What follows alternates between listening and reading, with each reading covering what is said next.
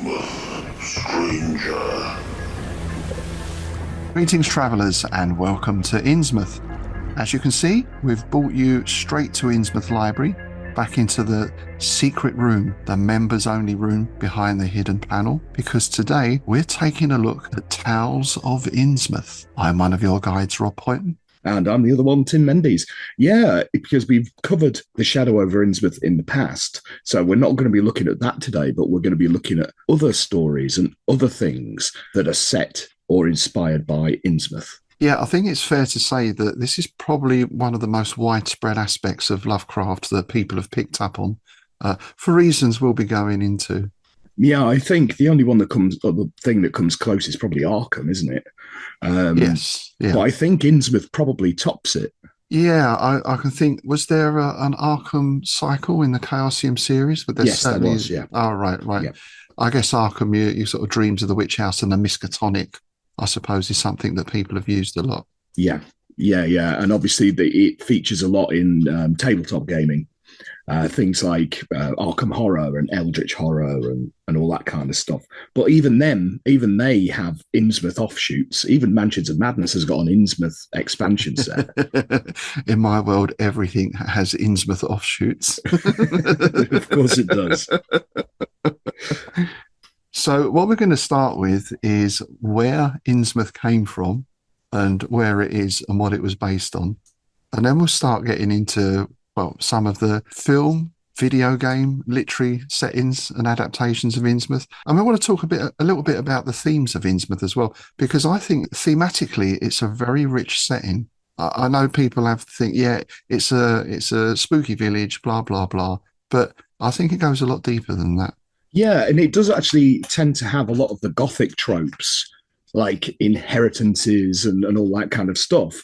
But it's done in a completely different way to say what Poe would have done, even though the influence is obviously there. Yeah.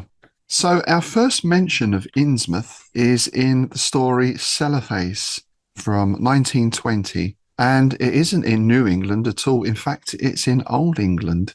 It's a seaside village in Cornwall, and it is the ancestral home of a character called Kuranes or Kuranes. Now, we never know his real name or his English name, but Kuranes, of course, is encountered by Randolph Carter in the Dreamland, and is said to be the greatest dreamer ever because he actually created Cellarface himself.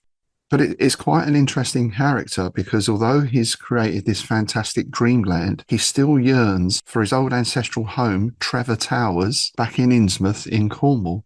So already we've got this interesting aspects of human nature that once you attain your dreams, you're still not happy. There's still this yearning.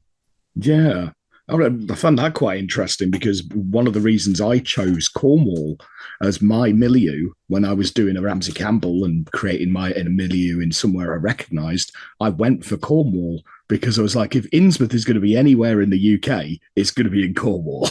Yeah, it's a good fit, isn't it? Yeah. Perfect. Yeah. And of course, Cornwall is full of its own lore and myth and legend as well, isn't it? It's another reason I did it, because you got all the stuff like with the whistling fishermen and knockers. The knockers, yeah. The knockers in the mines and the beast of Bodmin and all that. And I was like, well, I could put a mythos spin on all of that stuff. Absolutely. So that was the first mention. But of course, what Innsmouth developed into was something, similar but different. The Shadow over Innsmouth is the only story that features Innsmouth. It does get a mention in some of the other stories, or certainly Innsmouth people get a mention, don't they? I'm thinking of The Thing on the Doorstep. Yeah, she's a weight, isn't she? Yes. That's an ath. Yeah. But The Shadow over Innsmouth is the only one set directly in Innsmouth. And we covered that in episode 24, as Tim mentioned earlier. So go back and have a listen to that for an in-depth analysis on The Shadow over Innsmouth. But where did the idea come from? Well, Lovecraft really based the look and feel of the town on nearby Newburyport, which he first visited in 1923. In fact, the two share many street names, including Marsh Street, of course. Yeah, Water Street and Fish Street and all that, yeah. And we get mention of this in the collection of letters between Lovecraft and Smith, Dawnwood Spire and Lonely Hill. This is a letter dated the 20th of November 1931. And as listeners to Strange Shadows, our Clark Ashton Smith podcast, will know, we take great delight in reading out the return addresses that Howard and Clark put on their letters to each other. So here we go. Deep of Gabar-Khatan, beyond Devil's Reef, off the coast of Innsmouth, hour of the nameless swarming. Dear Clark Ashton, I certainly hope you can get to see Newburyport sooner or later, for its antiquity and desolation make it one of the most spectrally fascinating spots I have ever seen. It has started me off on a new story idea, not very novel in relation to other things of mine, but born of the imaginative overtones of such a place. My scene will not be called Newburyport, but will be the accursed sea town of Innsmouth, between Newburyport and Arkham. However, this town may never see the light, since that Putnam rebuff has caused me to pause for a general stock-taking and to review the question of whether my stuff really is any good, except in a superficial way. So there's a couple of interesting things there. One, obviously, there's the origin of Innsmouth, and Lovecraft does go into quite detailed descriptions in other letters about Newburyport. But also, he was thinking about packing it in. You know, he was having a real crisis of, I suppose, what do they call it? Like imposter syndrome, isn't it? Imposter syndrome, yeah. For what is one of the best horror stories ever written. Yeah, I know. Well, an interesting thing is that we're going to be going off.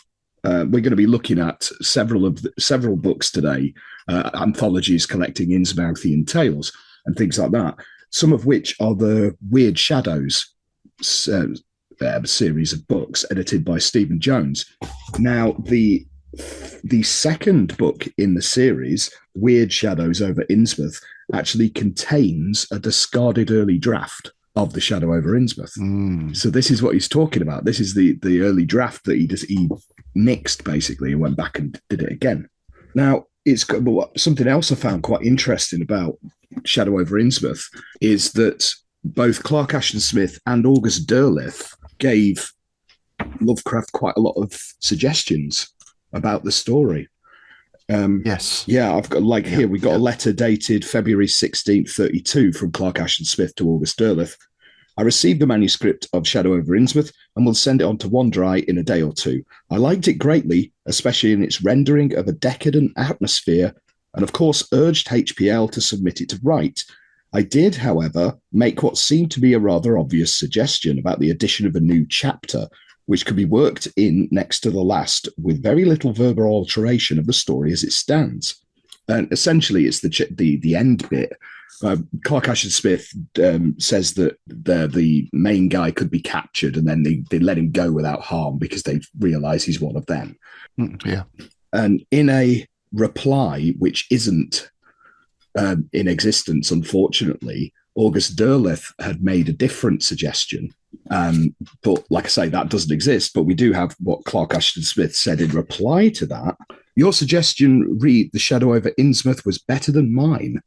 What I did feel was that there should be more emphasis on the development of the taint, which as it stands has more the effect of an afterthought than an integral part of the story. Something very tremendous could be made of it. Nice. So that is where that idea possibly came from, rather than Lovecraft himself. For certainly he hadn't developed it as much as he did in the revised story. Yeah, absolutely. And I think what is also really interesting is that it was actually August Derleth that sent the manuscript to Farnsworth Wright in the end of 1932. I've got this little letter here. It's dated the 17th of December to Clark Ashton Smith. Just between us, Wright asked me to send him my duplicate copy of HPL's Shadow over Innsmouth. Since HPL hasn't said I couldn't send it, I'm sending it with the provision that if Wright doesn't want it, but he will, for he seemed mighty anxious to buy something new from HP was to know nothing about it, but if he did, that he was to write directly to him and ask for the manuscript. Wow. Brilliant, isn't it? But if you won't send it, I'll send it for you. I will. Yeah. It's a strange thing. And I mean, that is not uncommon condition amongst creative people, is it? You write something, whether that's a piece of music or a story, or you paint something, and you're like, oh, I don't know if I should really send that out. Is it good enough? Oh, I mean, that's the eternal question, isn't it? it is the curse of the creative. I mean, I don't know a single author who doesn't get it. Yeah. And there was something else. Now, I'm not sure if this is correct or not, because I sort of half read something and then maybe read something else. So I might just be making this totally up. But I think, well, perhaps you can say from the first draft there, or we could look at that. The initial story was much more dreamlike. Yeah. There was more dream sequency type things going on. And possibly, or maybe from what I read, the bits that were discarded from that went on to form the Dreams in a Witch House. Ooh. So I'm not sure if he cannibalized bits of that story for Dreams in a Witch House. I'm not sure if the dates add up on that, which would be one way of telling. Well, Dreams is after. Yeah. Dreams that was written afterwards, certainly after that first draft. Yeah. So I could believe that, and because I know that all the actiony bits came later. Yeah. Possibly as an influence of Robert E. Howard. Yes. Yeah. So that may be the case. Perhaps someone out there could let us know. I think the problem we both have, if we have these vast books, collections of letters, and in most cases there's very little indexing. Yeah. You kind of see a line and think, "Oh, I'll mark that later," and then you forget. Oh yeah, especially when you've got like 2 or 3 different volumes and they're all like phone books. Yes, HPL's letters were not of the "wish you were here" type, are they? No, they really weren't. Even like the letters of Clark Asher Smith and August Derleth, which are shorter than HPL's letters, there's just thousands of them because they were constantly firing them at each other, mainly moaning about editors. Sometimes quite justifiably so, I would say. Oh, indeed. Yeah. The name Innsmouth, we don't really have any solid information as to how HPL came up with that. I suppose we can speculate if it was originally set in Cornwall. We've got Plymouth, we've got Exmouth, that seems like a reasonably likely source. Yeah, we do kind of have an inspiration for the Deep One city, Yarnathelhay, or however you pronounce it. Oh, well said. Yeah, because there's actually a poem by Lord Dunsany called Of Your Harathana Lahay. Hey. Yeah. Yo Haraneth Lahay. There we go. Well, that's a very close match, isn't it? So that seems quite likely. Yeah. Now, speaking of inspirations, then for the story itself, we've got a few possible sources of inspiration as well. We've certainly got Robert Chambers' Harbour Master and Irvin S. Cobb's Fishhead, I think both of which we spoke about when we covered the story. Yeah, and both of which can be found in the Innsmouth cycle from Chaosium. Right.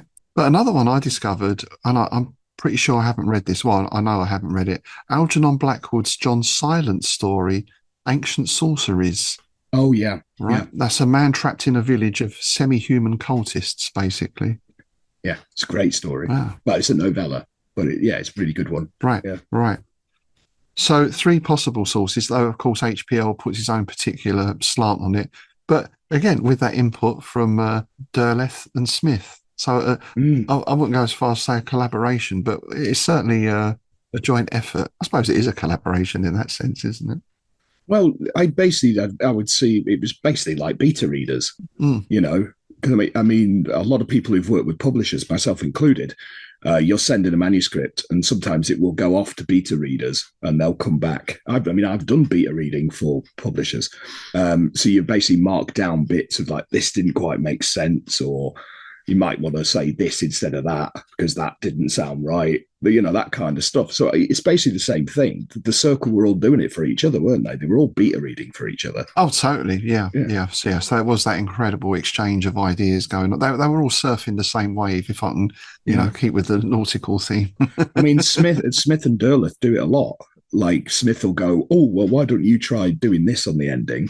And Derleth will go, oh, well, why don't you try doing this on the ending? So that's something about where Innsmouth is and where it came from. Let's look at some adaptations before we get into the literary side of things. We've got TV and film adaptations and video games. I don't think in film, apart from perhaps a Japanese version, there's not really been a direct Innsmouth, an actual Innsmouth on film. We've had some Innsmouth-esque places. And the earliest one I can think of was 1965 City Under the Sea with Vincent Price, which, interestingly enough, was set on the coast of Cornwall. Indeed. Yeah, it's a good film. Good film. Yeah, I mean, there's been direct adaptations of the story, but they're not generally set in Innsmouth, like Dagon is, but it's obviously set in Spain. Yeah, in Boca, right? In Boca, yeah, which does translate to Innsmouth pretty much. Yeah. And then obviously there was Cthulhu from 2000, which wasn't a great movie, but it had its moments. There was an Australian version also called Cthulhu. All right. Confusingly, which I've never managed to track down. I've not seen that. No, I've never managed to track down a copy, which is really quite annoying. So if any of our dear listeners know where I can actually get a copy of that in the UK, please let me know. So then more recently, we've got The Deep Ones. Yeah. Which is set over in the States, but which is one of those low budget, but I really enjoyed it for what it was. It's not a great movie by any stretch of the imagination, but it has its moments. And the same goes for Sacrifice. Oh, is that the Barbara Crampton one? That is the Barbara Crampton one. I enjoyed that. I really enjoyed that. Yeah. And yeah, I think the most faithful, aside from Dagon, is the Japanese one you briefly mentioned, Inzumasu Uwakage, which was released in 1992 and was a TV movie. I love that. And somebody has recently done a version with English subtitles, and it's up on YouTube. Marvellous. I shall make sure we get a link out to that then. Well, yeah, it is well worth a watch. It's about an hour, but it's pretty damn faithful to the story beats, because I watched it before the English subtitles were done, and I still managed I knew what was going on, even though I couldn't understand a word of it. So it's pretty faithful. Excellent. And there's certainly been quite a few films that are set in that part of New England, and there's Strange Things Under the Sea, or even some of the sort of murder mystery type things that are set in those little fishing ports. The atmosphere is sometimes quite redolent of Innsmouth, I think, you know. Yeah. I mean, of note is Roger Corman's Isle of the Fishmen. Which was notorious for having a mingling scene. Mingling. So we will be covering that on the Monster in My Bed podcast at some point. Of course, absolutely. I mean, I suppose in a way, like Carpenter's The Fog, you know, that's adjacent, isn't it? That picks up on a lot of those themes. It's definitely got the atmosphere. To it. But I'm going to finish with two TV adaptations that might be a little bit of deep cuts. Well, one of them probably not. One of them is The Simpsons Treehouse of Horror 14, which is set in Fogberry-Port. Nice. Which I think is great. And the other one, how about this? 2005, The Mighty Boosh, the Old Greg episode. Oh, yeah. Okay, I'd forgotten about that. Yeah, he's a fish man, right? And he lives in a city just off the coast. And, well, he has a certain physical peculiarity that I'm not going to go into. There's one it just popped into my head. I'd completely forgotten about it. It's quite recent. It's called Off Season. And it's basically a riff on Shadow over Innsmouth. It's low budget and pretty terrible, but it's worth a watch. And if you're sticking over with the British Isles now, there was one done up north in Geordieland called Markham. Oh, yes. I watched that a little while ago. Yeah, that's on YouTube, I believe. Yeah. I enjoyed that as well. I mean, obviously, it's, you know, a limited budget thing, but it had a good atmosphere about it, I thought. It did, yeah, because it's done mostly black and white, isn't it? Yeah. It's got a good atmosphere to it, even though it's basically just shot on a couple of handheld cameras. Yeah, it looks like part of it was shot around Whitby, I think, from some of the scenes. Yeah. Yeah. But it captured that. I mean, that's something we'll get into in a moment, that East Coast decay. Has a feel all of its own. Yeah. So that's our TV and film. I shall now hand over to our video games expert, Mr. Tim Mendes. Well, there's actually a few. Now, there's a lot of Lovecraftian video games, literally hundreds. But I'm not going to be talking about anything like anything that's set in Arkham or anything like that. So we're not going to be looking at things like Shadow of the Comet or Alone in the Dark or anything of that nature. I'm going to keep this, otherwise this episode is going to go on for 8 weeks. I'm going to keep this limited to Innsmouth. So the first one, the best example, is Dark Corners of the Earth, which is pretty much a pretty faithful adaptation, really, until you get the guns and you go down into Niflheim and all that. But it picks up, it's basically a sequel, isn't it? Well, the scene, the hotel room scene is, legendary in video games, isn't it? Oh, it's still, I played it fairly recently, and it's still to this day one of the most stressful parts of a game ever. I mean, I called it a heart attack simulator when I played years ago when I was reviewing it. But yeah, now the Night Dive Studios, who are famous for doing really good remasters of old video games, they recently did the remaster of the Thing game and the Doom games and the Quake games, and their work is absolutely top notch. They are rumored to be working on a remaster of Call of Cthulhu Dark Corners of the Earth. Oh, marvellous. That is marvellous. Because it was quite buggy, wasn't it, the original? It was.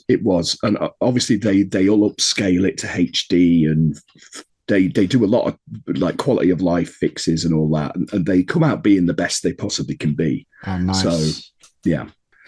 Just another brief note. If you do want to play it, don't try playing the PC version on modern hardware, because it'll just crash when you get to the Shoggoth. There is a patch, but it doesn't work properly. Try and pick up the original Xbox version if you can. Everything crashes when you get to the Shoggoth. That's a rule of life. Exactly. On my next one here is a deep cut from Japan. It's called Necronomicon, and it's not to be confused with Necronomicon Dawning of Darkness. This is an eroge adventure game. Right? So you sort of point and click, but an eroge is erotic. So it's a filthy video game. So yes, there's some mingling, shall we say. It was released in 1994 by Fairy Tale. Unfortunately, there isn't an English translation for it.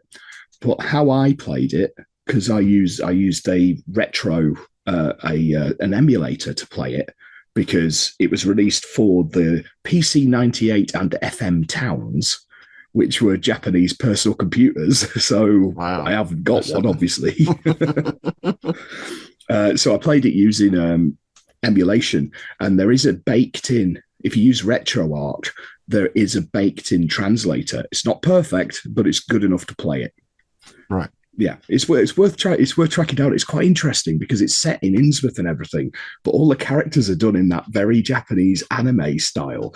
So the lead guy has got the flowing blonde hair and the suit, the tweed suit and everything. It's a bit strange, but yeah. Nice. Next up, we have another really obscure one, released for the Virtual Boy, which was a early VR Game Boy from the early 90s, and it was the biggest bomb in Nintendo's history. It was basically like a tripod thing that you stuck your eyes in. Oh, so not like goggles, not like a... No, it was like desk mounted. Oh, right, so like what the Butler saw kind of thing. Yeah, kind of like that. Yeah, yeah, very much so, actually. Yeah, what the Butler saw in Innsmouth. Oh God. No, so this was called Innsmouth no Yakata. And was released by B-Top in 1995, and it's as all Virtual Boy games were. They were in black and red, so it gives you a headache after playing it after a while. But it plays as a very rudimentary first-person shooter, and you're just going along corridors in Innsmouth shooting deep ones with a shotgun. Right, it's quite fun, but that's basically it. Yeah. Next up, we have the Innsmouth Case, which is a recent adventure game by Robot Pumpkin Games, but this takes a comedic touch to it. You're a bumbling PI, you go to Innsmouth, and there's like about 20 odd different endings, all of which are bad. It's good fun. I mean, you can do a playthrough in about 20 minutes. It's good fun. Right. H.P. Lovecraft's Untold Stories has an Innsmouth level. Morbid, The Seven Acolytes, which is a 2D pixel art, like hack and slashy kind of game, that has an Innsmouth level in all but name. And of course, I'd be remiss if I didn't mention The Sinking City. Of course, yes, which I've still not played. Oh, I love that game. Again, it's not set in Innsmouth, but it's full of Innsmouth folk who run the fish market and all the rest of it. It's along the coast from Innsmouth. Now, Frogwares are working, as we speak, on a sequel. That's what I heard, so that's what I figured. Now I'd wait for the sequel. If you do play it, get the DLC about the Cursed Tomes, because it's got lots of King in Yellow stuff in it. Oh, okay. Oh, nice. Now, my last mention is a really weird one here. There's a cozy, you know those cozy games like Stardew Valley? Right, yeah. There's one called Witchwood.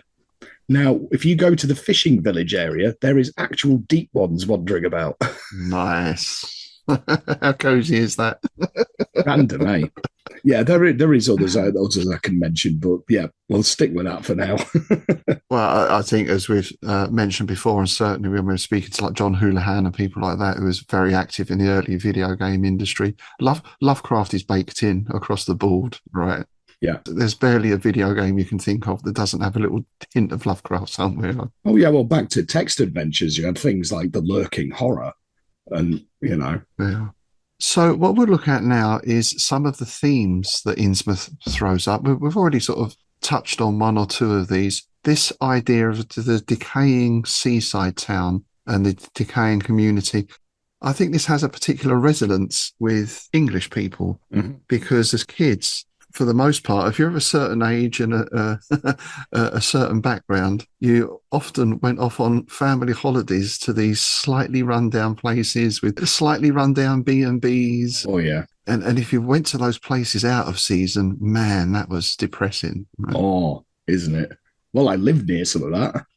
It's like I was in somewhere like that the other day. It's in the like Shore and by Sea along from here. It's just a tiny little seaside place, and obviously this time of year it was pretty bleak. And I'm thinking particularly on the East Coast, because along there you also have that erosion going on. Obviously Dunwich is the most well-known place for that. Yeah. But there's a place called Jaywick, which is often, I wouldn't say promoted, that's not really the right term. It's often described as the most poverty-stricken place in England. Ah. And it's a little sort of village clinging onto the edge of the country, right out on the East Coast, with cliffs crumbling and all that stuff going on. And, you know, there's absolutely nothing there. Yeah. I always feel a little bit bad when I watch some of these programs. We have this over here, right? You've either got the world's most expensive hotels or Britain's poorest people. Yeah. It's like a sort of money porn, isn't it, or something? It is. I never understood the attraction to it, to be honest. It's just, yeah.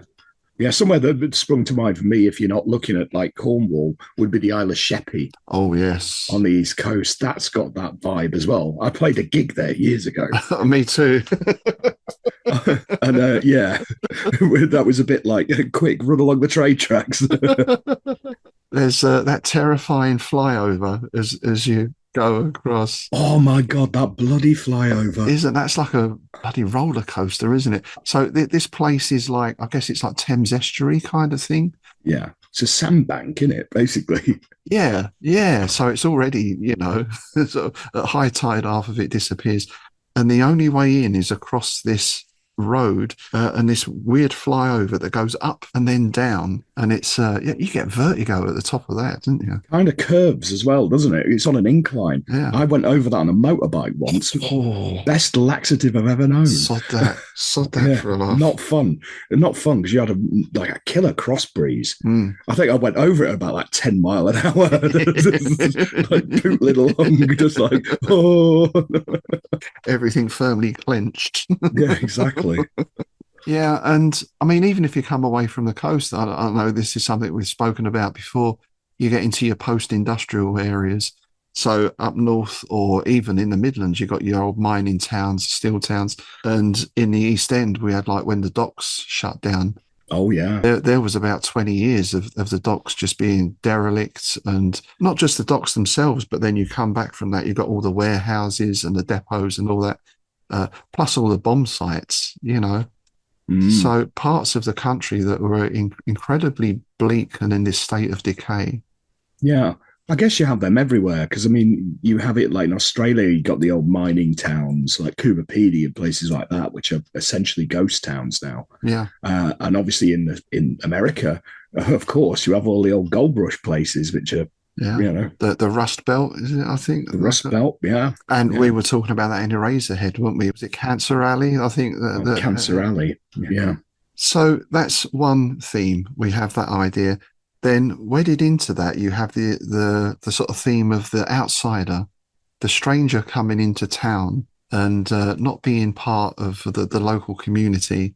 And, well, let's put it bluntly, in most cases, being trapped and sacrificed. Yeah. It's usually what happens. I mean, a Wicker Man springs to mind and all that. Oh, yeah. It's folk horror 101, isn't it? Yeah. Because there is an element of that with Shadow over Innsmouth. There is a folk horror element to it. I mean, at its core, a very Maccan kind of themes, you know. Mm.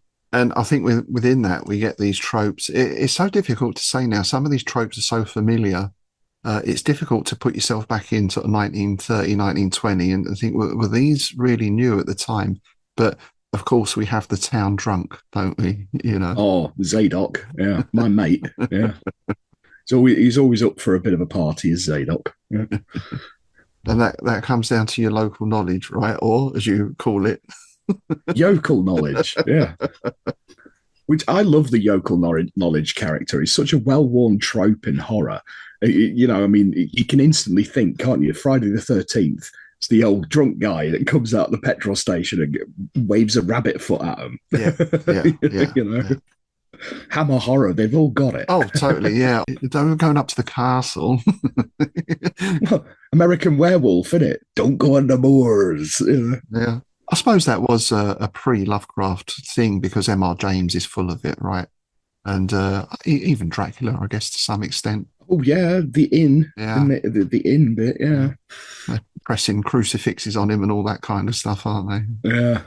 And then we get, as you mentioned earlier, from the Gothic angle, we get that family secrets, you know, what's in the attic and all that sort of stuff, or the sort of curse of the family line. I mean, that's quite Poe-esque as well, I guess. Oh yeah, the cursed bloodline. I mean, that's you know, that's one of the central tenets of Gothic fiction, isn't it? You know, it's as Gothic as I am. And there's that sense in there of you can't escape your fate, right? Yeah, that's it. Whatever you might do, quite often people leave these places, don't they? You know, I mean, we've got Return to Innsmouth. We'll talk about later on, but the blood always calls you back. There's no escape. Yeah. Yeah, I think what Ramsey Campbell called the tugging, isn't it? You know, I wasn't being filthy that time, but I was. We had the story, the tugging. One of us or both of us always is. Oh, I know. I knew as soon as I said it. I was just like, okay, maybe you should have thought of a better example of that. But it's a blessing and a curse. Oh, I know. Yeah. Then we come to, I suppose, what we might say would be the most distasteful aspect of Lovecraft, which of course is the element of miscegenation or the other coming in to take over. And again, we know Lovecraft's racial views. I suppose it's open to some debate how prominent that is in this or what part that played in writing this, because some people would point to the ending and say, but he is of that and he accepts it at the end. So I'm not quite sure what we can infer from that, or if in fact that was Derleth Smith putting that idea forward. Even yeah, it's an interesting one when you look at it, because obviously there is that kind of, but again, that kind of fear that goes back into Gothic tropes, because again, the other was very much a part of Dracula, wasn't it? Yes. Where he comes and bringing plague and all that kind of thing, right? I mean, that's plays into those fears that people have. I mean, it's something that's quite prescient now, isn't it? You know, when you look, then turn on the news every 5 minutes and you got somebody. It's like we've gone back 100 years, isn't it? Almost to the day, you know. I mean, pretty much. I know. It is quite alarming and depressing in equal measure. Yeah, so I turned off my news feed and I'm not turning it back on again until the world changes. Yeah. I was saying to someone the other day, it's like Spitting Image has come to life and is now, it's not a satire program anymore. It's the actual news, isn't It's it? the news. Yeah. So yeah, that strain unfortunately is still with us. But yeah, I think allied as part of that, which again ties back in with the Gothic trope, is the sort of degeneration of the family as well, isn't it? Which I know if we look even in sort of financial terms, that's something Lovecraft was very aware of, that he was from a good family fallen on hard times. But again, that's a key Poe trope, isn't it? You know, the one full of House of Usher and all that kind of stuff, right? It's once great families fallen into decadence and decay. So very much Clark Ashton Smith as well, you know. Well, yes, yeah. And again, that ties us back into the idea of the decaying community, right? Because, you know, when you go to the mansion house, even though the guy might be Lord whatever, the place is really run down and there's mold on the tapestries and all that sort of stuff. Yeah. I mean, people like Brian Lumley play with that a lot in things like Lord of the Worms and all that kind of business. Yeah. There are some overt mentions in Shadow over Innsmouth, of course, of foreign types. I mean, there's that amazing line of, I heard someone from Arkham married a Chinese lady, you know, which is just, God, really. But then that is part of being in a seaport. And again, you know, if we think of East London back in its day, I mean, East London had a thriving Chinatown in Victorian times, you know. Oh, yeah. So that idea of mixing or different cultures coming in has always been an aspect of London, certainly. Oh, yeah. Well, back to the Romans, isn't it? You know, bloody Yeah. Romans. So I had to get my Monty Python impression in there. But then when we get into the nature of these outsiders, inverted commas, there's another aspect that comes in as well, I thought, which is immortality. Mm. And in a sense, are the deep ones sea elves? When you put it like that, it sounds both ridiculous and plausible. Yeah, I like it. Sea elves. Yeah, because that put me in mind of books like Wintertide. Was it Ruth Anna Emrys and her depiction of the deep ones? We see things much more from the deep one's perspective and deep one's point of view. And I mean, that's something I played with myself in some of my own stories, which we'll get to later on. It's an interesting way to flip it rather than just having, you know, stereotypical sea monsters, because these creatures go back a long, long way, right? Yeah, I think she did a very good job of humanizing them because, the series was known as the Innsmouth Legacy, wasn't it? And she played with a lot of parallels to the Second World War, didn't she? And like concentration camps and all that kind of stuff. Yeah. And people like Richard A. Lupoff played with that. With like after the raid, they were taken off to these internment camps. Yeah. Yeah, and all that kind of thing. So, as I say, for a story that's ostensibly about a man going to a dodgy fishing village and meeting some monsters, I think there's quite a number of themes in there. Well, but we say this often about so-called pulp fiction, don't we? There's more depth in there than people might give it credit for. Oh yeah, yeah. There's a lot going on if you actually delve deep. Pun funnily intended. No delving here. No delving here. So let's get on to some of our favourite stories concerning Innsmouth, shall we? And my word, we've got quite a few to choose from, haven't we? An absolute abundance. I've tried to keep this as concise as possible, but you know how it goes. Right, I tell you what, I'm going to kick things off with, because I was trying to think of who first did Innsmouth apart from Lovecraft. So I'm going to cheat a little bit because these are, in inverted commas, posthumous collaborations. I'm going to jump back to August Derleth. And the first one I'm going to look at very briefly is The Fisherman of Falcon Point, which is set along the coast from Devil's Reef. And it's about a fisherman named Enoch Conger, which I love that name. Enoch Conger. Absolutely brilliant, isn't it? One night, Enoch takes his boat 1 mile from Innsmouth and lands a very strange catch.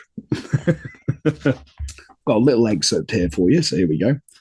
And he said he had seen a great wonder that night. He had brought his boat up to Devil Reef, more than a mile outside Innsmouth, and cast his net, and brought up many fishes, and something more, something that was a woman, yet not a woman, something that spoke to him like a human being, but with the gutturals of a frog speaking to the accompaniment of fluting music, such as that piped from the swamps in the spring months. Something that had a wide slash of a mouth, but soft eyes, and that wore, beneath the long hair that trailed from her head, slits that were like gills. Something that begged and pleaded for its life, and promised him his own life if ever the need came upon him. One of the guys at the bar laughs and says, "What was it, mermaid?" And Enoch replies, "She was not a mermaid, for she had legs, though her toes were webbed, and she had hands, though her fingers were webbed, and the skin of her face was like that of mine, though her body wore the colour of the sea." Oh, that's nice. The colour of the sea. Yeah, as with a lot of those posthumous collaborations, I think it was just like a brief outline in Lovecraft's commonplace book that Derleth then went off and wrote. And he basically becomes a recluse, and years later is rescued by other fishermen, and a Dr. Gilman, nice, investigates and find the guy's house full of moisture, etc., etc. That one was published in the Arkham House collection, The Shuttered Room, in 1959. So another Derleth story is a much better known one. It's probably one of his best known of the posthumous collaborations, Innsmouth Clay. Ah, yes. Excellent story. Yeah, a really good one. It's essentially a riff on Pickman's model, isn't it? But with a twist. Yeah, it's the sculptor rather than the painter, isn't it? Yeah, and he gets this clay. It's after the raid, and Devil's Reef had been sort of bombarded by subs and all that kind of business. Now, all the debris was then used to build houses and things like this, which I think that's really quite a nice touch. And this sculptor gets some of this clay, and he makes this sculpture of what he calls a sea goddess, who is basically Mother Hydra, isn't it? But yeah, I've always been a big fan of that story, and I've always seen that as pretty much a sequel to Shadow over Innsmouth. Yeah, and it doesn't have the Derlethian shopping list in it, does it? No. It seems to avoid his usual sort of tropes. Excesses. Yeah. Yeah. But there's some lovely bits in it, because a lot of it's done in sort of epistolary. It's like excerpts from Geoffrey Corey's journal, such as, "Woke this morning convinced I had not slept alone last night. Impressions on pillow, in bed. Room and bed very damp, as if someone wet had gotten into bed beside me. I know intuitively that it was a woman, but how? Some alarm at the thought that the marsh madness may be beginning to show in me. Footprints on the floor." Nice. Footprints on the floor remind me of you. Yes, I think Derleth doesn't get enough credit, because, I mean, when you look at little passages like that, they're very well written. Yeah. He's very good at getting that atmosphere going. It's just a shame he does, like you mentioned, often trail into just excessive use of mythos tomes and creatures and the shopping list. I wonder if that was almost an attempt by him to really reinforce and create the mythos as such, which was always a very vague and loose and amorphous subject, as we've spoken about before. It feels to me like in those stories he's hammering home the mythos points and really trying to, it's world building, I think. Yeah, there's also a more mundane aspect to it, because amongst these tomes he always throws in The Outsider and Others by H.P. Lovecraft from Arkham House. Now available. Yeah, he almost goes that far, but you can see it. He's a publisher, so that's his publisher side creeping in, I think, because I think you can see from his sort of logic that by adding this, people are going to go, "Oh, what's that from? Oh, that's from there. I'll buy this Arkham House book." Well, and you can't blame him for that, because as we often say, if you don't promote yourself, no one else will, right? So, absolutely.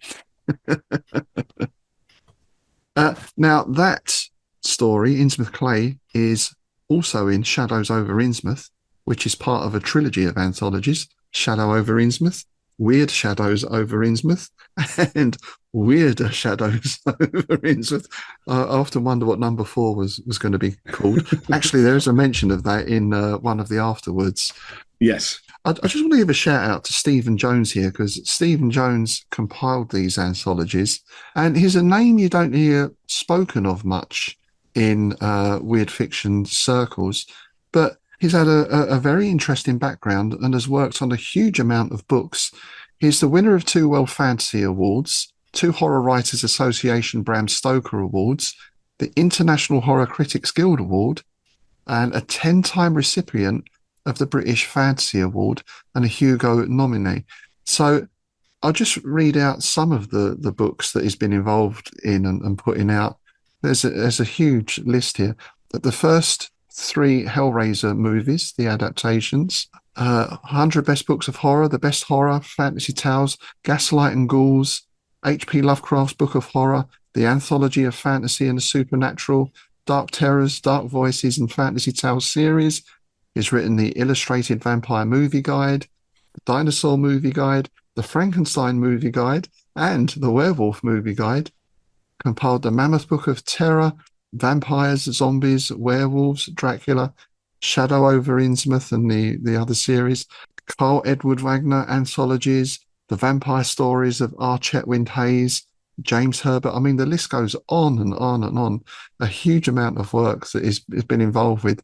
I'd be surprised if there's anyone out there who hasn't read at least one of these, but may not recognise the name Stephen Jones. Yeah, one of my favourites that he put his name to was Dark Detectives. That's a tremendous anthology.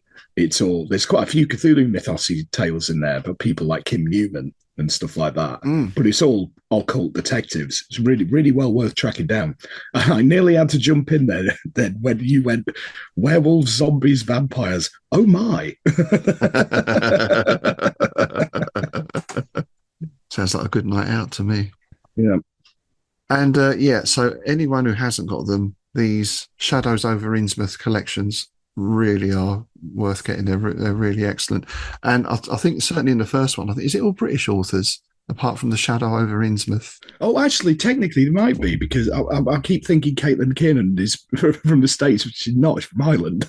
Yeah, so certainly the first volume is all English authors. We've got Basil Copper, Jack Yeovil, Guy N. Smith, Adrian Cole, D.F. Lewis, Ramsey Campbell, David Sutton, Kim Newman, Brian Mooney, so it's again Brian Lumley. It's a lot of the top English mythos authors at the time. Yeah. So yeah, really great collections. So obviously we're mining these for some of the stories from today, and in particular, one that I wanted to pick out was Caitlin R. Kiernan's On the Reef. Well, I think she's got a few stories in these collections, hasn't she? Yes, several. In fact, Caitlin Kiernan has done a whole bunch of Innsmouth tales that can be found in a lot of her collections. Very interesting takes. Because I want to bring up one of those as well, but I'll let you go first. Oh, just want to mention as well, when you were listing out the names, Jack Yeovil and Kim Newman are one and the same. I didn't know that. Yeah, Jack Yeovil is a pseudonym of Kim Newman. Oh, wow. He's got 2 stories in it. Cheeky bugger. That's a sneaky. Oh, we must look into that as a ruse. I know. When we're submitting. Perhaps we'll go Tim Poynton and Rob Mendes. Brilliant. So, yeah, On the Reef, we mentioned earlier this idea about you can go away from Innsmouth, but you're always going to return at some time. So this is about people returning to their ancestral home for a ritual. In some ways, it harkens back to the festival, I guess. Yep. But what I really like about this is it really describes the ritual in great detail, in all its horror and all its, well, I suppose wonder as well, because these people are ferried out to Devil's Reef. You're basically stood on this little jutting outcrop of rock in the middle of the sea as a huge blood red moon comes over the horizon. So it's a very vivid description, and I won't go into exactly what happens, but you can imagine you can imagine what's going to happen. Yeah. So yeah, a very powerful piece, I thought, and one of the few times in these stories you actually see the full ritual going on as well. Yeah, Caitlin R. Kinnon's very good at doing them very visceral scenes. Like some of the novels yeah, quite a hard read, some of them. So one Mm. of the other stories that's in one of the other volumes, I believe it's in Weird Shadows, is a story we have covered on the IBC before, which is From Cabinet 34, Drawer 6. Oh, that's a great story. Yeah. Yeah. Now I want to turn to weirder shadows over Innsmouth because Caitlin R. Kinnon has two stories in that, both with a similar kind of theme. The first one is the transition of Elizabeth Haskins, which is one of the most unique Deep One stories I think I've ever read, because it's all from the perspective of the titular Elizabeth Haskins, who is going through the change. And a friend comes over to bathe the scales in water, and it's all very quite tender, but also a lot of body horror going on. It's I don't think I've ever read anything quite like it. They're very personal stories, aren't they? If you know what I mean. It's very much mundane, if I can put it in those terms. But that beautiful mix of the mundane and the weird, that's when you really get that weirdness comes through, isn't it? I think. Yeah, it's almost like kitchen sink drama kind of stuff, because you got the whole, like, they're going through the process of running the bath and putting sea salt in it and all this to ease the pain of the scales coming through the skin and all this, and the gills, and to let the gills open up. Mm.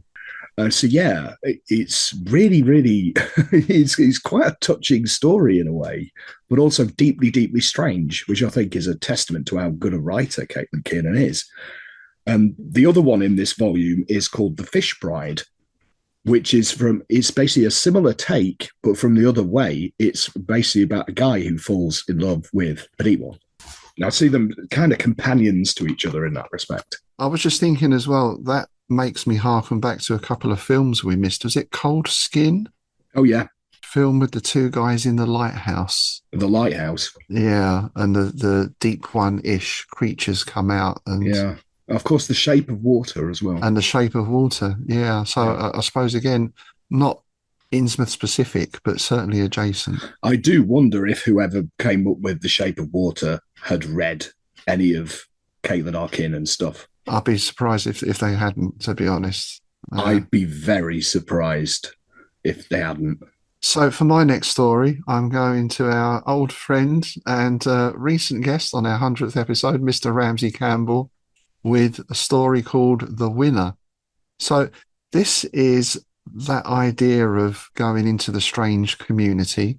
It's obviously a fishing community because there's nets as part of the decoration in this pub. And I'm sure I know you've been in places like this because I have as well. Oh, yes. Oh, yes. The sort of pub, you might be somewhere and you think, oh, we'll just grab a bite to eat or get a drink before we get the train or whatever it is. And you see a pub on the corner and you go in and every bugger in there turns around and looks at you as you walk in the door and you think, should I stay or should I go? Yeah. I've been in countless examples. The one that's always stuck in my mind was in Plymouth. We were coming back from Llewellyn Quay and we'd been playing a weekend there, the Pirate Festival. So we're all in our pirate gear and we got to Plymouth Station and we had like 2 hours to wait for the train. So it was like, oh, sod it. Let's go and get a pint. Oh my God. We walked in and it was just like, no, we're going to die. We're going to die if we stay in here. So we ended up going finding an off license and sitting in the park. Oh, you were all dressed as pirates. Oh my God. I thought in Plymouth you could have bolded it out as pretending to be ghosts. Oh yeah, there you go. Oh, we're the ghost pirates. Yeah, Plymouth's a bit odd like that, isn't it? It has its little pockets. Well, I suppose a lot of towns do, right? And again, coastal seaside place, right? Exactly. I'm not saying there's something odd about people who live by the sea, but I kind of am. So yeah, so it's, you know, as you get from Ramsey Campbell, it's that masterful juxtaposition again of a very mundane setting. It's a pub in England, but more and more, the more and more he looks, the more and more he sees, and the more and more uneasy and, well, in the end, downright threatening it gets. So again, that Innsmouth atmosphere is soaked into it all the way through. It's also a great example of what we were talking about with Ramsay when he was on, about that marriage of horror and comedy, because there's some hilarious passages in that, because they're so accurate to these situations. I just love the use of the term scouse, because for people who don't know, well, there's two things. One, people from Liverpool are generally referred to as scousers. Yep. That comes from a dish called scouse, Indeed. right? Which I'm sure you can explain. I'd rather not. Yeah, because I think growing up, I had that thing of, do you want to get a plate of scouse?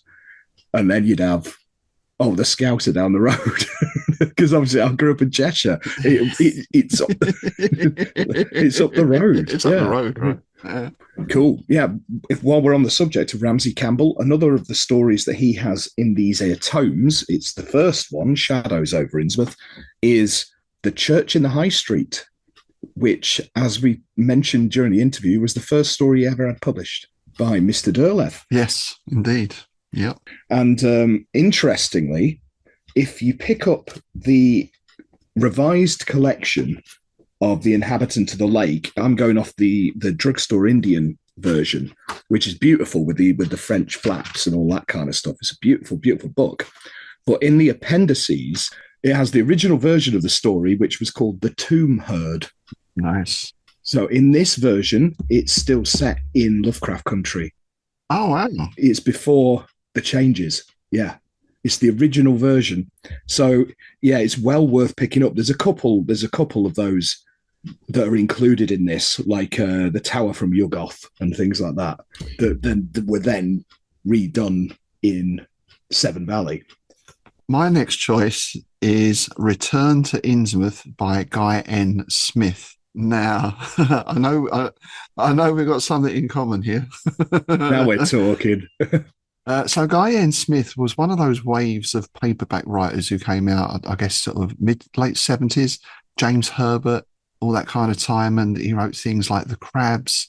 Revenge of the Crabs, Return of the Crabs. I've got them all. I love the Crabs novels. So this is a story, as it suggests, of someone returning to Innsmouth. Again, that idea of you can never escape and what happens to them. So it's interesting from that point of view. But my favourite work of his was a novella he wrote called The Slime Beast, which I know you've got a copy of. Which Indeed, you have, because I bought a copy of it off you, because I've been looking for a paperback copy of that for years, and you had a copy for sale at the first Innsmouth Literary Festival. I did. So I had to snap it up. I read it fairly recently. Oh, great. Absolutely brilliant book. Yeah. I mean, it's set out in the Fens, so straight away it's a winner for me. And it's all, old World War II pillboxes and all that kind of stuff, and the mud flats. And of course, the Slime Beast, which I don't think we're ever quite sure of its origin, possibly extraterrestrial. Yeah. I can't quite remember if it was ever explained, but in all senses, it's pretty much a deep one, right? Pretty much, yeah. Deep one, Creature from the Black Lagoon, that kind of thing, yeah. So that was always a big influence on me, that book, for, writing some of my Fen stories, in particular the Dunwich trilogy, of course, which... I borrowed some parts quite heavily from Mr. Smith. So thank you, Mr. Smith.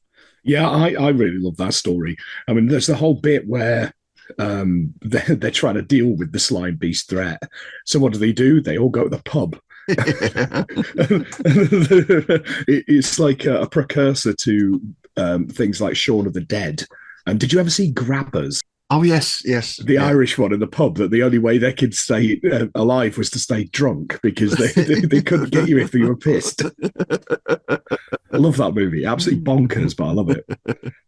Yeah, it's that very British monster movie, isn't it? Where in America they'd have flamethrowers and tanks and napalm. But yeah, exactly. They've got maybe a farmer with his shotgun and a bloke with a stick. Yeah. The nearest they got to a flamethrower is somebody with a can of hairspray and a lighter. Yeah, there's loads of really good ones to choose from in these books. I mean, the Kim Newman stories, like Big Fish, A Quarter to Three, Richard Riddle, Boy Detective, and Another Fish Story are all top notch.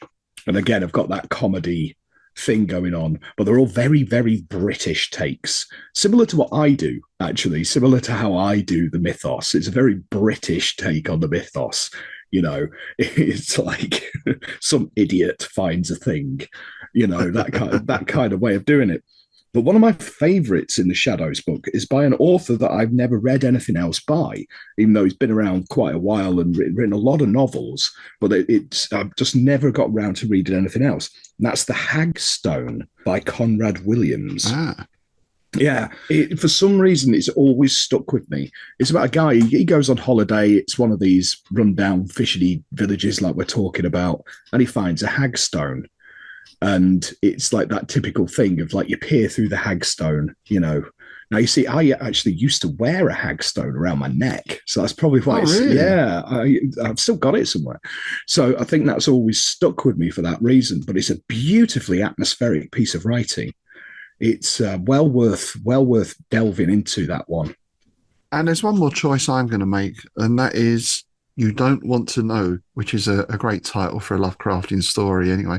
That's by a writer called Adrian Cole. Now, it's someone we've not really spoken about here yet, I don't think, but we really must cover some of his stuff at some time. Agreed. Well, he's written a huge amount, and one of the things I really liked of his was the Voidal trilogy, which was a sort of sword and sorcery, but in a very Clark Ashton Smithian vein. And I would say is one of the modern writers who comes closest to Smith. Really great language, really enjoyed that trilogy.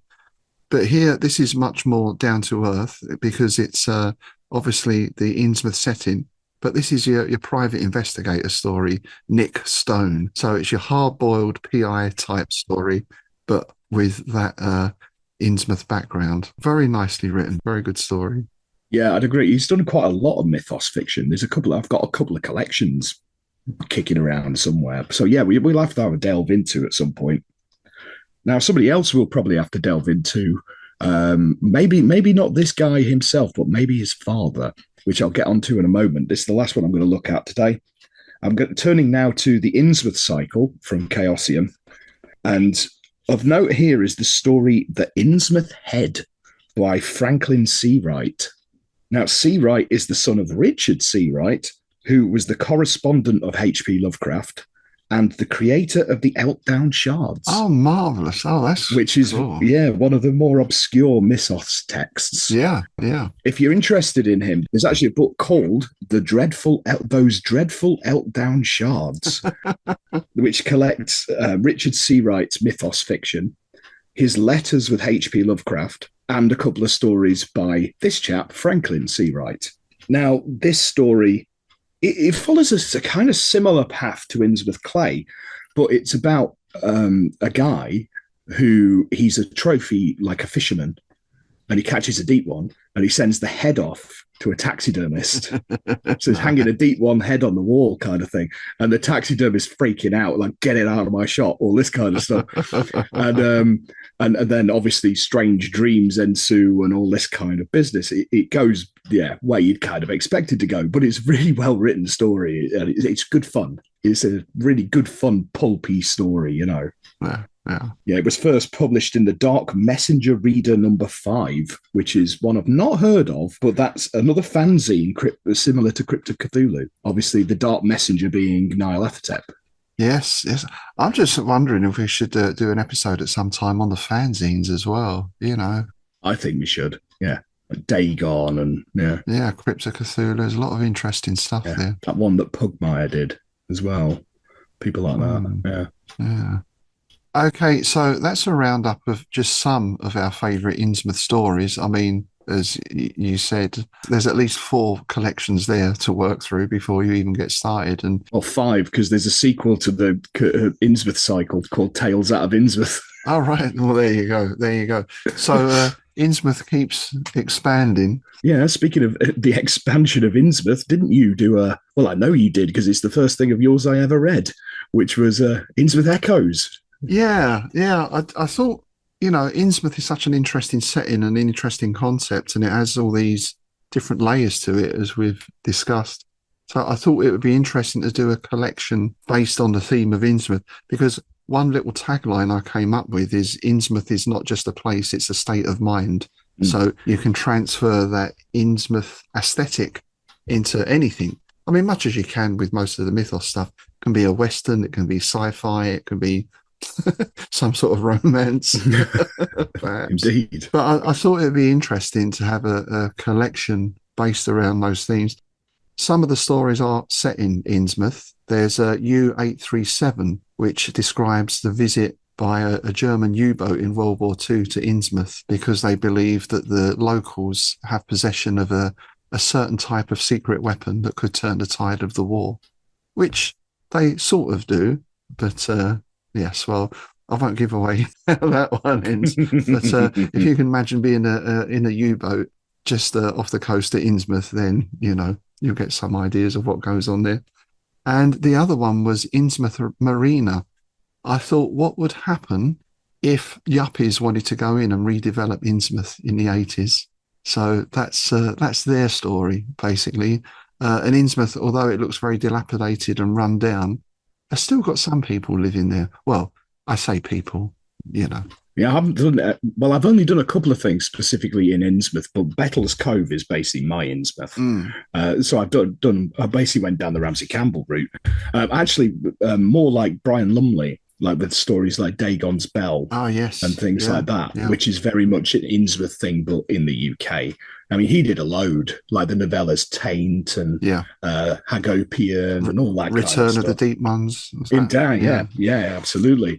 But one that I have had in print, which is set, well, it's, no, I'm not going to give a spoiler, but it's called Innsmouth Cinema, an Eldritch triple feature.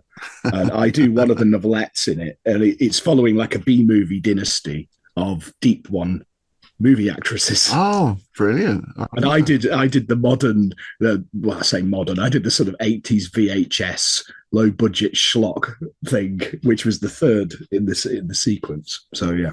Speaking of Brian Lumley, one thing that I did borrow from him was the use of the Cathat Aquadingan, because I've been using that as a common thread through certain stories. Yes. So the Shadow over Doggerland collection, for example, that was the discovery of the Cathat Aquadingan in that sort of submarine temple.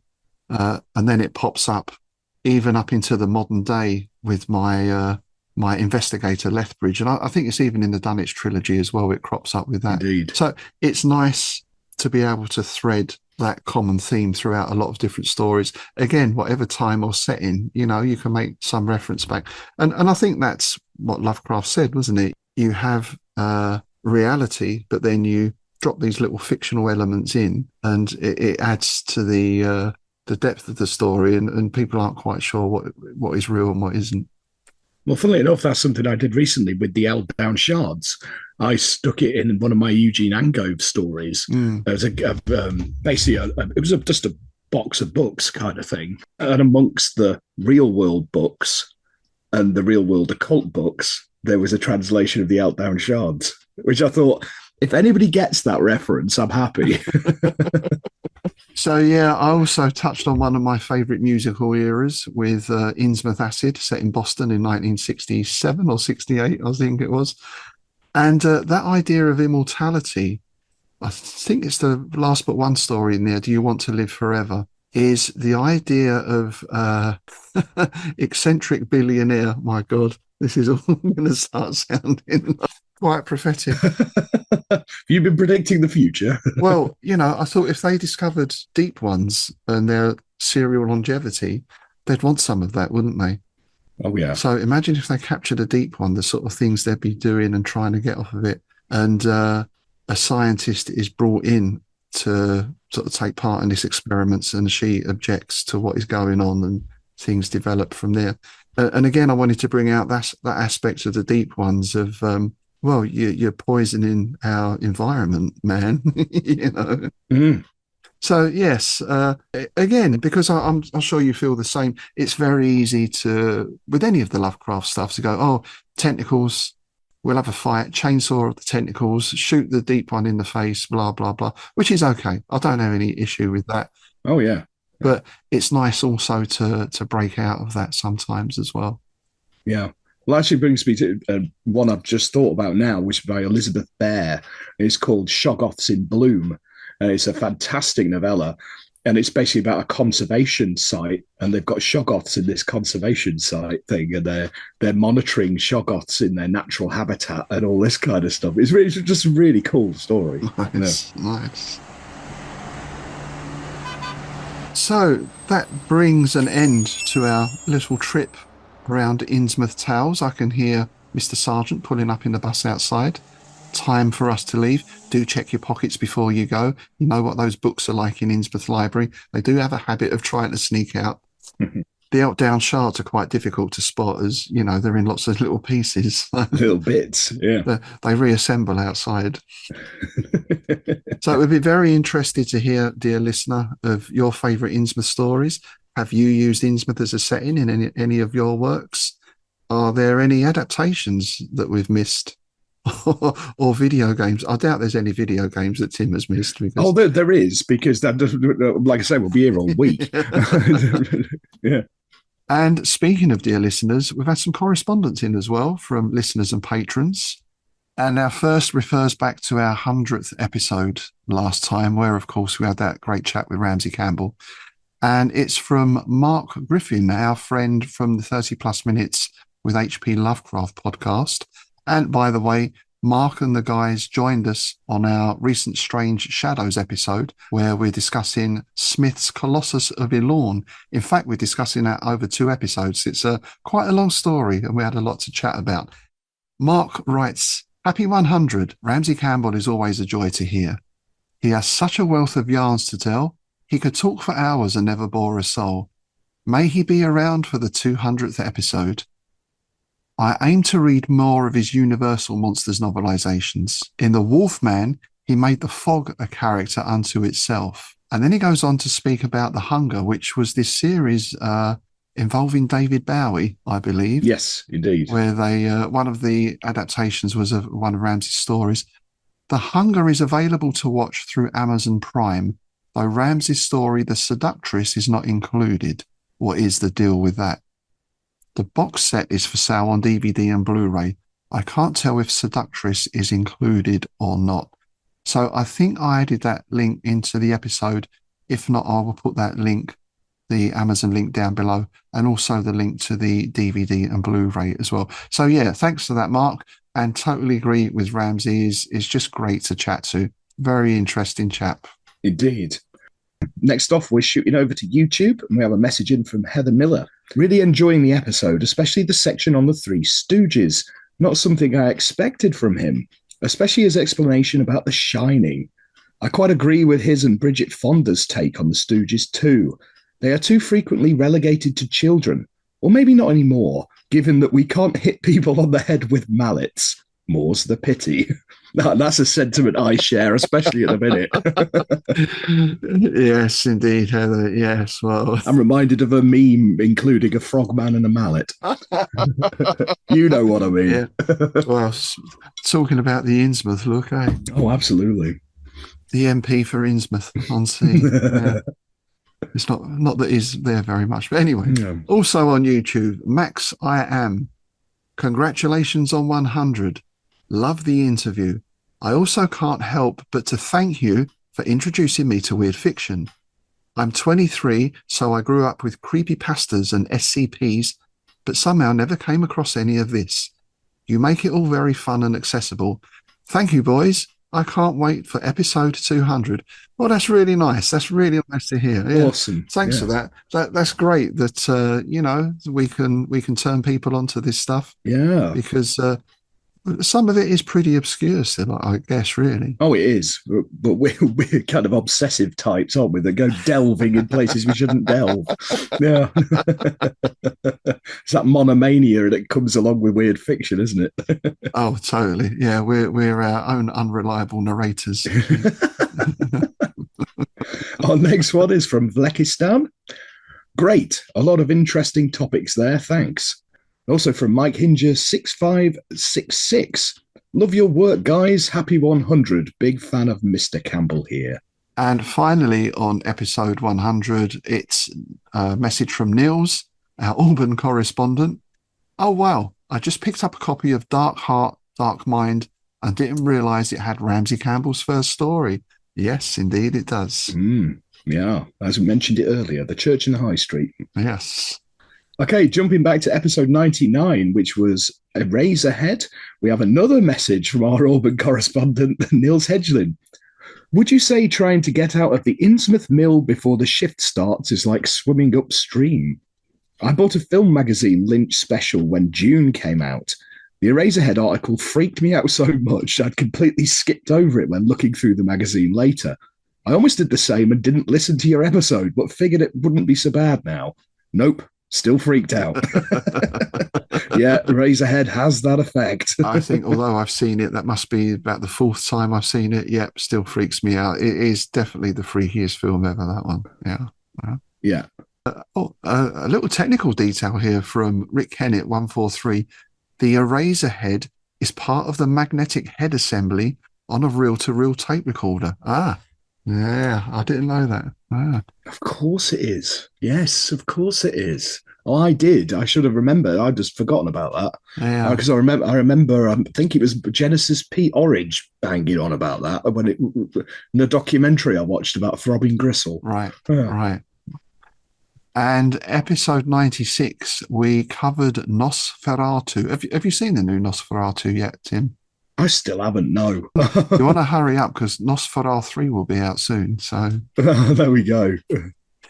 This is from Rambam 3000. That's a great name. There's a new cut of the 1920 movie by YouTube channel Midnight's Edge Retrospectives and Classics, which restores the original colour tints, gives it a new voiceover and dialogue cards more accurate to the original German, and a new soundtrack. The cards are read by one of the channel's founders, Andre Einhiar, who is Norwegian. The channel also has two very complete retrospectives on the 1922 and 1979 versions. Thanks for that, Rambam. I shall put a link up to those in the show notes below. So just one more thing before we go. I believe we have a couple of news items. A new book is in the offing, sir? Indeed, yeah. As this comes out, it'll probably be out the following Friday. It's a collaborative collection by myself and Zoe Burgess from the Monster in My Bed podcast. It's 10 tales, that's 5 each, of erotic Lovecraftiana. And it's as filthy as you would expect from me and Zoe. It's not for the pearl clutchers, let's just say that. There's also some rather fruity illustrations done by Zoe in there as well. That's coming out through Red Cape Publishing, so keep your eyes open for that. Oh, brilliant. And you've got the convention coming up fairly soon as well. Indeed, yes, at the beginning of April. That's TeratoCon, which is taking place in Bristol at the Future Inn. And yeah, that's an entire day dedicated to monster lovers, basically. One of the panels, which I will be appearing on, is about romancing Lovecraft. So yeah, there we go. Nice. I'm not going to be able to get down for that, but it sounds like it's going to be a really good day. I'm sad to miss that one. But alas. And speaking of conventions, of course, we now have a date confirmed for the Innsmouth Literary Festival 25. 27th of September. Ticket details are going to be coming out soon. We're already open to take trader bookings. In fact, we've got people started booking already. We've already got about 8 guests or so lined up. So it's looking to be another great day. And we're expanding things a little bit this year as well. Indeed, yeah, on the Friday night, because what usually happens, I get there on a Friday and go straight to the pub. And several people joined me. So I thought, well, why don't we make a bit of fun out of it? So we're going to be doing a Friday night quiz at one of the local Bedford hostelries. And I've already come up with some corking ideas for it. We're going to do the naming the unnameable round. So it's basically, you've got to guess what mythos creature is being described from a passage from one of the books. Oh, good. Clever stuff. Yeah.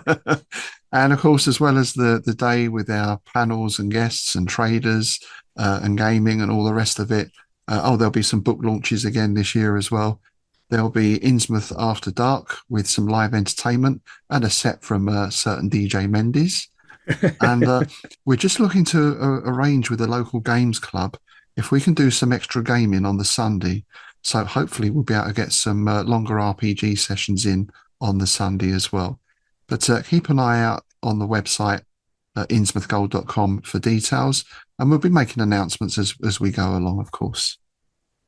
So what have we got coming up in the future, sir? Well, we've got a bunch of things in the works, haven't we? We're going to have a couple of guests on for interviews. I believe we've got James Lovegrove coming on. They create Sherlock and Cthulhu stuff, which is absolutely brilliant. Yes, and we'll also be chatting to a new mythos author, Christopher Michael, who recently released Tomb of the Black Pharaoh, the first in the Danforth Eldritch Tales of World War II series, which is an excellent read. And in fact, I've done a review of that and a couple of other mythos books in a little mythos roundup on my Dragon's Teeth YouTube channel. It's the Christopher Michael book. There's a Chaosium Leaves of the Necronomicon and Simon Bleaken's latest release as well. So I'll put down the link below if you want to nip over to Dragon's Teeth and have a watch of that. So there we go then. That's it for our visit to Innsmouth this time. We hope you enjoyed that. Please do send in your comments, questions and suggestions. And as always, we'd like to give a big shout out and thanks to our subscribers, our patrons, our backers, and everyone who helps with the show. If you'd like to join them, then check out our Patreon site for details of membership. Of course, remember, you get a copy of Innsmouth News quarterly and free entry to the Innsmouth Literary Festival. Marvellous. In keeping with today's theme, we're going to leave you with a recital of the Innsmouth Sonnet, which was written by myself with some assistance from a certain William Shakespeare. So we're going to leave you with a reading of that. I did all the difficult bits. You are Marlowe. Hey, if I'd have written Dr. Faustus, I'd be very happy. Believe me. So, yes, we'll leave you with a reading of that. On that literary note, it's goodbye from me, Rob Whiten. And it's goodbye from me, Tim Mendes. Shall I compare thee to a winter's day? Thou art more lovely and more terrible. Rough winds do stir the waves of Innsmouth Bay and drive us down to depths more bearable. For too hot the cursed eye of heaven shines, though soon will his golden face be dimmed, when certain stars in certain ways align and rises Cthulhu, savage, tentacle and winged. But thy eternal darkness shall not fade, nor lose possession of that fear thou inspire. Nor shall thou wander in death's impotent shade, but in eternal glory dwell in Yahathnathliar. So long as Dagon lives or eyes can see, so long live you, and this gives life to me.